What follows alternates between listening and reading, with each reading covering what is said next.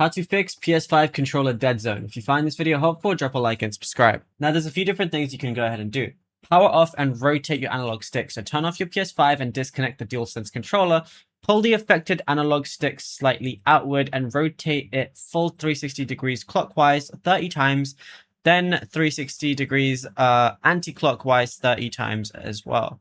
Now, once you go ahead and do that, press the stick in, so R3 and L3, and spray compressed air around the base of the thumbstick and apply a few drops of isopropyl alcohol around the ball joint and rotate the stick continuously to break up internal debris, and then just let it dry for about 5 minutes.